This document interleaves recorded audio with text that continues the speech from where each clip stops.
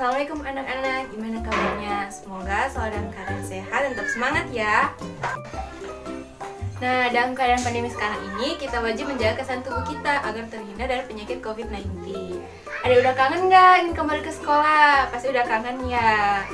Nah, agar kita kembali ke sekolah dalam keadaan sehat, kita harus menerapkan protokol kesehatan. Yang pertama, harus menjaga jarak. Yang kedua, memakai masker. Yang ketiga, jangan lupa memakai sanitizer. Dan keempat, menjaga kesehatan tubuh dengan memakan makanan yang sehat. Dan yang kelima, jangan lupa untuk berdoa. Nah, ada yang tahu nggak doa terhindar wabah? Yuk kita baca bareng-bareng. Yuk sekarang kita baca doa agar terhindar dari wabah. Bismillahirrahmanirrahim. Allahumma inni a'udzubika minal barosi wal jununi wal juzami wa min syai'il asqam. Ya Allah, aku berlindung kepadamu dari penyakit belang, gila, kusta, dan dari penyakit mengerikan lainnya. Adik-adik, perkenalkan nama kakak Haulam Zanatul Haq. Panggil saja Kak Haulam. Adik-adik, sebelum kita belajar, alangkah lebih baiknya kita berdoa dulu. Yuk, kita berdoa bersama-sama. Berdoa mulai. Doa sebelum belajar. Bismillahirrahmanirrahim. Raditu billahi rabba wa bil islami dina wa bi muhammadin nabiyya wa rasula. Rabbi zidni ilman warzuqni fahman. Artinya, kami ridho Allah sebagai Tuhanku, Islam sebagai agamaku, dan Nabi Muhammad sebagai Nabi dan Rasul. Ya Allah, tambahkanlah kepadaku ilmu dan berikanlah aku pengertian yang baik. Halo adik-adik, perkenalkan nama kakak adalah Kak Diva.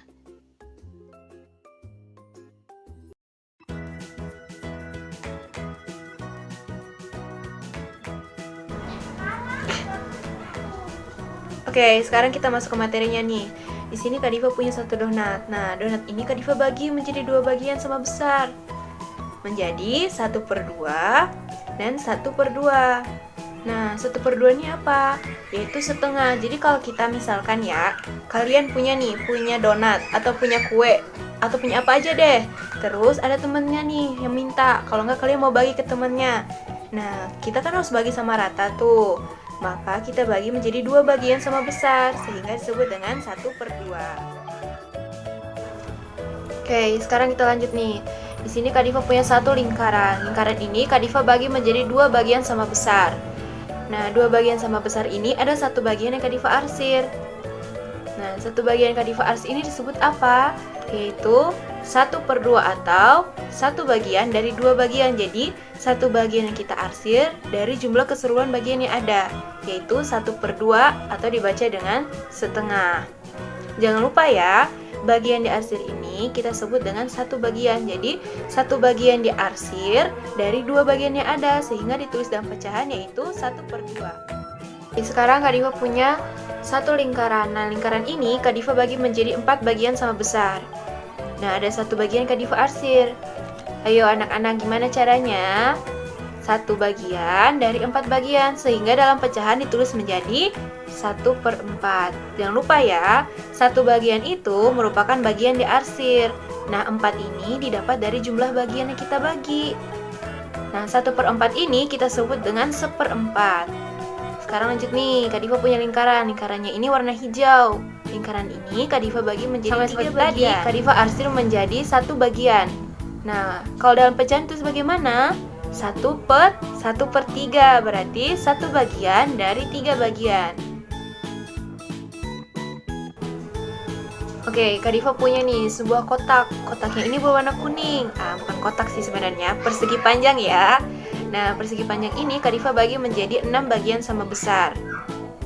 Nah, ada 3 bagian yang Kak Diva arsir. Jangan lupa ya, kalau dalam pecahan berarti tulis gimana? Ditulis yaitu 3/6, berarti 3 bagian yang diarsir dari 6 bagian yang ada. Sekarang 2/4, ayo gimana caranya? Berarti ada 4 bagian, sedangkan diarsir berapa? Ada 2. Oke, sekarang Kak Diva punya pecahan nih, 3/4 dan juga 1/2. Ada yang tahu nggak maksudnya apa? Tadi kan kita udah belajar nih, yaitu kalau bilangan 1/2 berarti setengah, 1/3 berarti 1/3, dan 1/4 merupakan 1/4. Nah, di sini ada bilangan 3/4 dan juga 1/2. Berarti bilangan 3 dan 1 ini disebut apa kalau dalam pecahan? Disebut sebagai pembilang. Sedangkan bilangan 4 dan 2 ini disebut sebagai penyebut.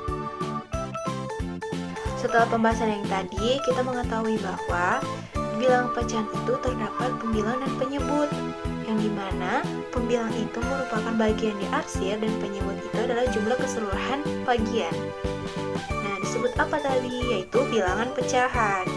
Bilangan pecahan adalah bilangan yang dinyatakan sebagai A per B, dengan A dan B adalah bilangan bulat, dan B tidak boleh sama dengan 0. Sedangkan A yang disebut sebagai pembilang dan bilangan B disebut sebagai penyebut.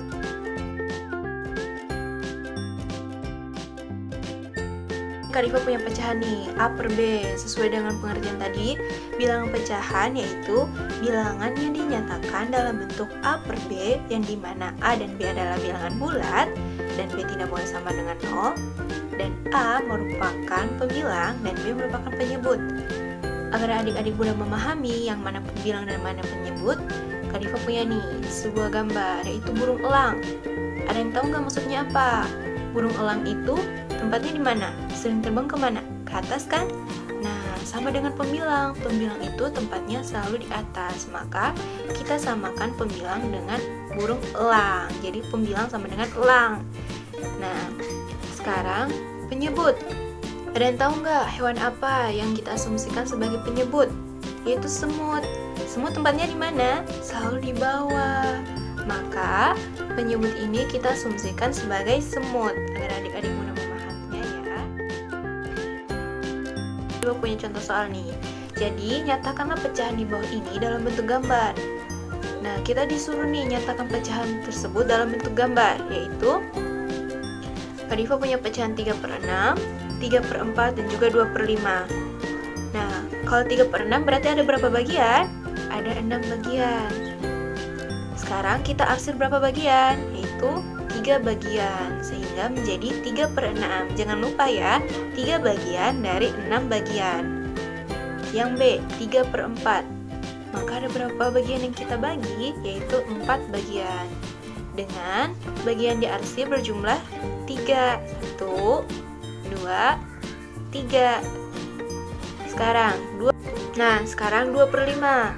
Nah, jumlah bagian kita bagi ada 5 bagian nih. Dengan 2 bagian yang diarsir. Bandingkan pecahan.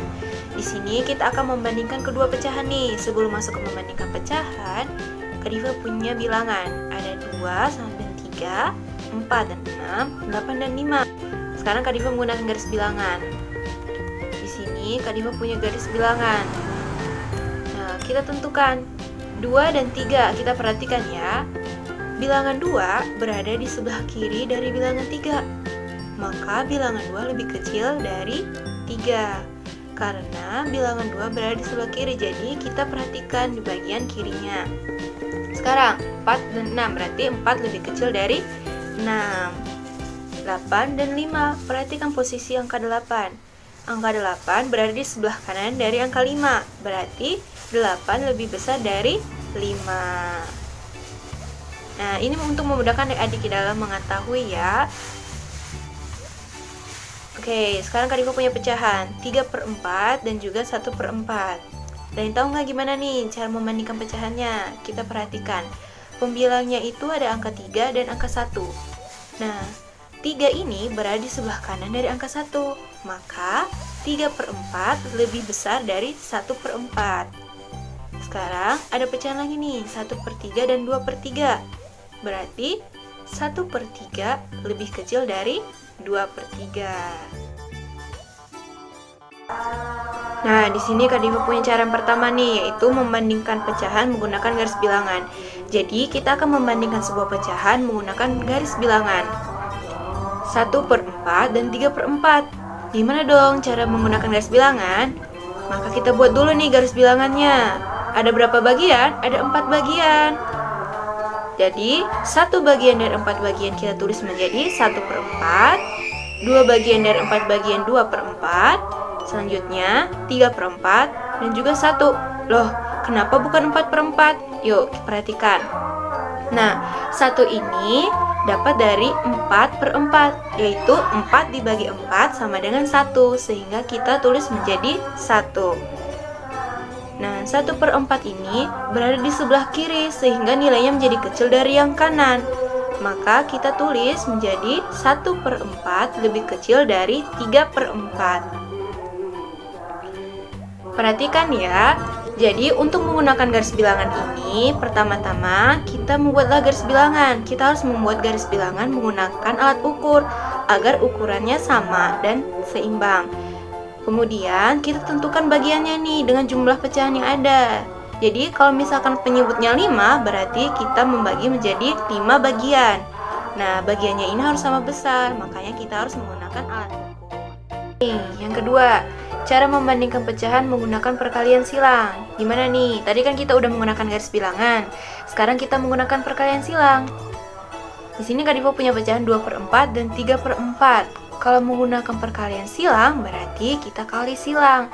Penyebut dengan pembilang, yaitu 4 dikali 2 dan 4 dikali dengan 3. Nah, 2 dikali 4 sama dengan 8. 3 dikali 4 sama dengan 12. Berarti gimana dong membandingkannya?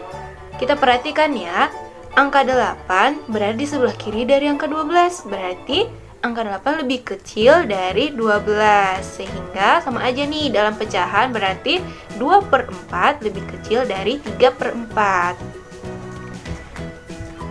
Sekarang ada pecahan lagi nih, 1/3 dan juga 3/5.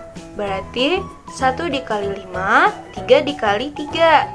1 dikali 5 berarti 5, 3 dikali 3, 9. Maka 5 lebih kecil dari 9. Jangan lupa ya, dalam pecahan pun juga sama. Berarti 1/3 lebih kecil dari 3/5. Oke, di sini Kak Diva ada contoh soal nih. Berilah tanda baca kurang dari, lebih dari, atau sama dengan pada 2 pecahan di bawah ini. Yang pertama ada pecahan 2/5 dan 3/5. Kita perhatikan penyebutnya nih. Penyebutnya yaitu angka 5. Berarti kita menggunakan garis bilangan aja ya, agar lebih gampang. Kita membuat satu garis bilangan dengan 5 bagian, yaitu 1/5, 2/5, 3/5, 4/5, dan juga 1. Nah, sekarang kita perhatikan nih, letak dari 2/5 dan 3/5. 2/5 berada di sebelah kiri dari 3/5. Kalau berada di sebelah kiri, berarti nilainya menjadi kecil. Berarti 2/5 lebih kecil dari 3/5. Yang kedua, ada 1/2 dan 3/7. Perhatikan nih, sekarang kita perhatikan penyebutnya. Agar lebih gampang, kita menggunakan perkalian silang. Jadi, 1 dikali 7 dan 2 dikali 3. Hasilnya 1 kali 7 yaitu 7, 2 dikali 3 yaitu 6. Berarti 7 lebih besar dari 6. Sehingga 1/2 lebih besar dari 3/7. Hai adik-adik, perkenalkan nama kakak Husna Latifunisa. Adik-adik harus tetap semangat ya belajarnya. Hai adik-adik, gimana? Udah ngerti belum sama apa yang dijelasin Kak Diva? Insya Allah ngerti ya. Oke, sekarang kita lanjut ke materi selanjutnya. Di sini kakak mau ngejelasin tentang bagaimana sih cara menyederhanakan bilangan pecahan. Sebelumnya adik-adik tahu nggak sih kalau bilangan pecahan itu bisa disederhanakan, tapi nggak semua bilangan pecahan bisa disederhanakan. Emang bilangan pecahan yang kayak gimana yang bisa disederhanakan? Suatu bilangan pecahan bisa disederhanakan jika pembilang dan penyebutnya masih bisa dibagi dengan angka yang sama, kecuali angka 1. Oke, di sini kakak punya contoh. 2/4. Di sini pembilangnya 2 dan penyebutnya 4. Kira-kira bilangan pecahan 2/4 ini bisa dibagi dengan angka yang sama nggak ya? Karena nggak boleh dibagi dengan angka 1, jadi kita mulai ngebaginya dengan angka 2. 2 dibagi 2 bisa nggak? Bisa. Kalau 4 dibagi 2, bisa juga. Jadi 2/4 itu sama-sama bisa dibagi 2. Artinya, bilangan pecahan 2/4 adalah bilangan pecahan yang bisa disederhanakan. Oke, kita lanjut ke contoh yang kedua. Kakak punya bilangan pecahan 4/5. Kira-kira 4/5 bisa dibagi dengan angka yang sama nggak ya? Kita coba yuk. 4 dibagi 2 bisa nggak? Bisa. Tapi 5 dibagi 2 bisa nggak? Nggak bisa. Jadi, bilangan pecahan 4/5 itu tidak bisa dibagi dengan angka yang sama. Artinya, bilangan pecahan 4/5 itu sebenarnya bilangan pecahan yang sudah sederhana. Gimana? Sampai sini adik-adik udah bisa kan? Ngebedain bilangan pecahan yang bisa disederhanakan sama yang sudah sederhana? Oke, sekarang kakak kasih contoh ya. Berapakah bentuk sederhana dari 8/16? Kira-kira berapa ya? Di sini kakak punya dua cara. Untuk cara yang pertama, kita menggunakan FPB. Adik-adik udah belajar kan cara mencari FPB?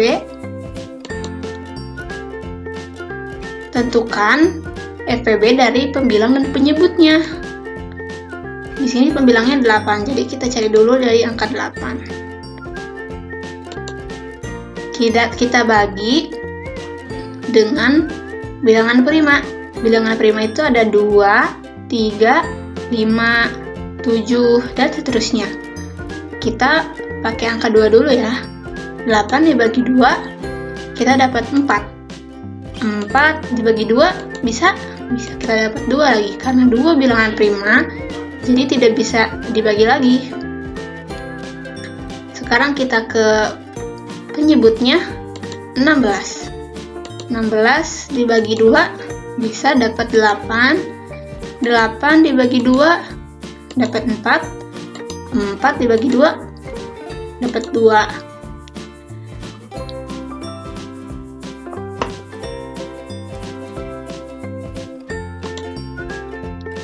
Sekarang kita cari faktor primanya. Dari angka 8 ada 2 dikali 2 dikali 2 sama dengan, kalau 2-nya ada 3 berarti 2 pangkat 3. Sekarang 16. 2 dikali 2 dikali 2 dikali 2 lagi sama dengan, karena 2-nya ada 4 jadi 2 pangkat 4. Sekarang kita cari FPB-nya.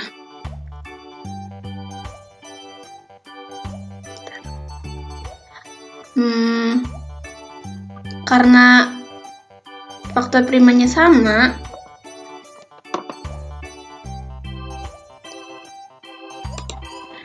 yaitu 2, jadi kita cari yang pangkatnya terendah, yaitu 2/3.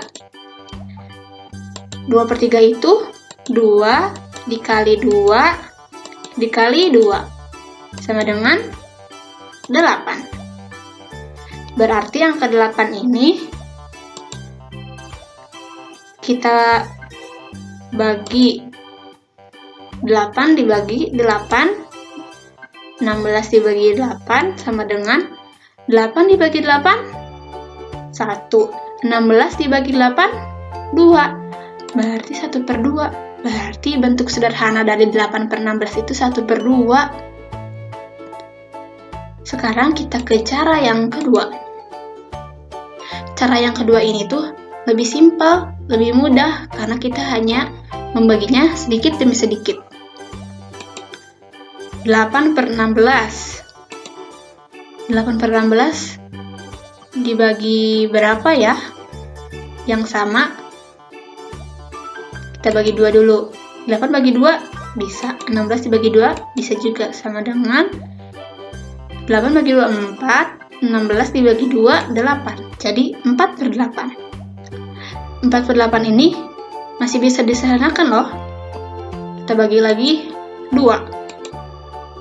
Sama dengan 2/4. 2/4 juga masih bisa disederhanakan. 2 bagi 2 sama dengan 1/2. Hasilnya sama kan sama yang tadi?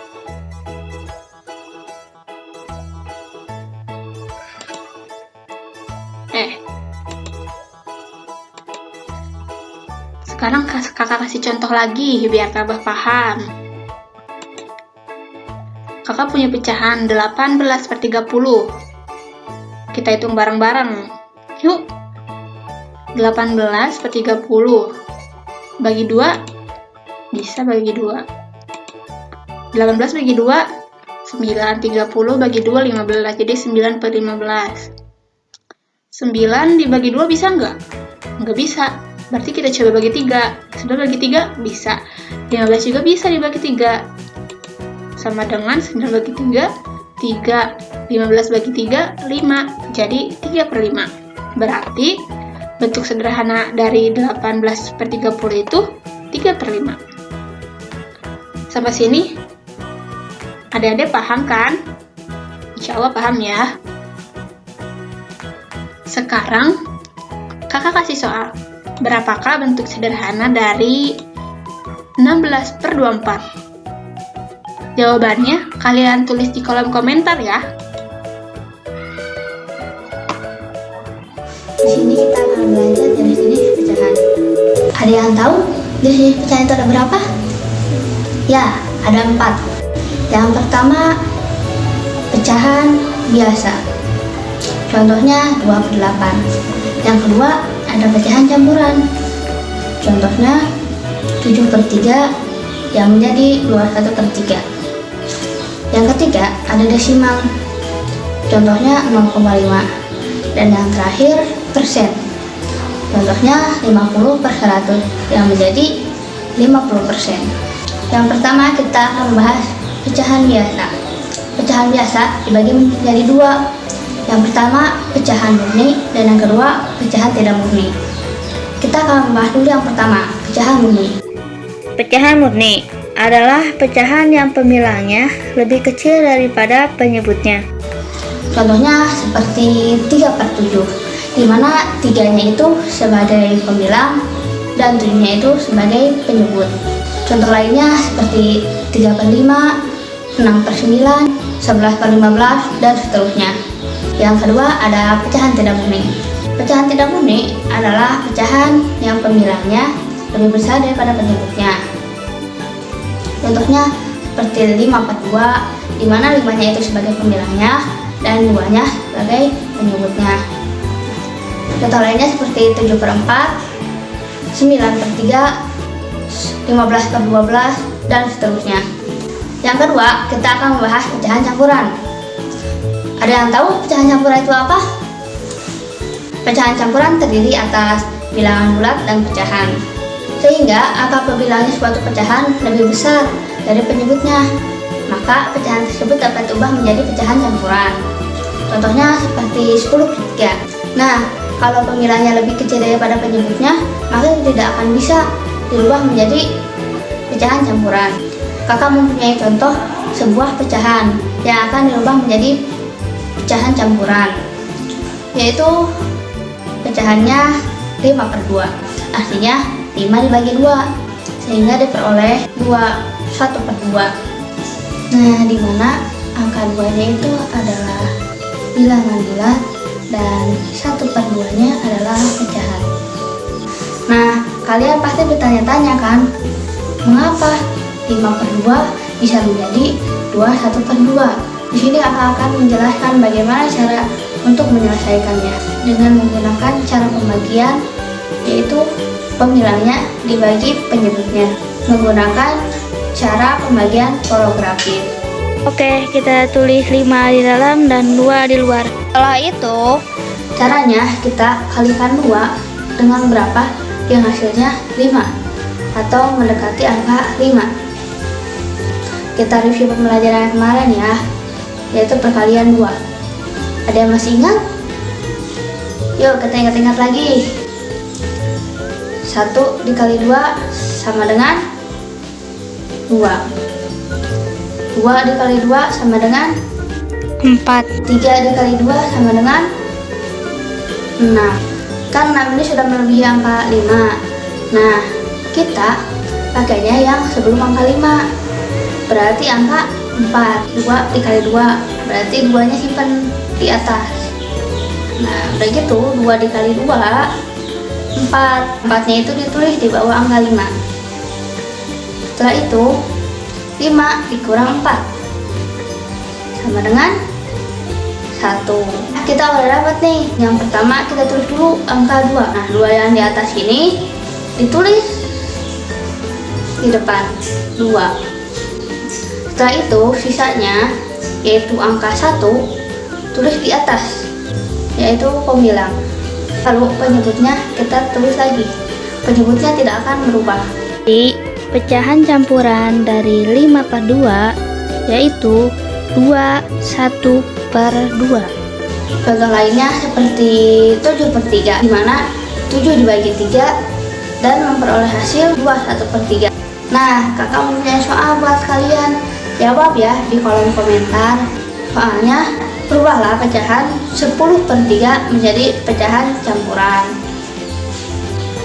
Oke, kita lanjut ke materi selanjutnya, yaitu desimal. Arti desimal adalah pecahan per sepuluhan, per seratusan, per seribuan, dan seterusnya, yang ditulis dengan tanda koma. Contoh soal desimal, simaklah soal cerita ini. Sebuah biskuit dipotong menjadi 10 bagian. Biskuit tersebut dimakan oleh Siti 4 bagian. Apakah bagian biskuit yang tidak dimakan oleh Siti? Tulislah dalam bentuk desimal. Pertama, kita hitung biskuit yang tidak dimakan oleh Siti. Yuk, kita hitung bersama-sama. 1, 2, 3, 4, 5, 6. Ya, ada 6 biskuit yang tersisa. Kita tulis dalam bentuk pecahan dulu, biar nanti lebih mudah diubah ke desimalnya. Kita tulis angka 6 itu sebagai pembilang. Berarti kita tulis di atas 6. Nah, setelah itu untuk penyebutnya kita jumlahkan semua potongan biskuitnya. 4 ditambah 6 sama dengan, ayo kita hitung bersama. 6, 7, 8, 9, 10. Ya, ada 10 potong. Kita tulis di bawah sebagai penyebut. Karena penyebutnya adalah 10, maka dapat dipastikan bahwa koma hanya 1 angka. Oke, jadi hasilnya kita bisa tulis pembilangnya, yaitu angka 6 di titik-titik setelah koma. 6.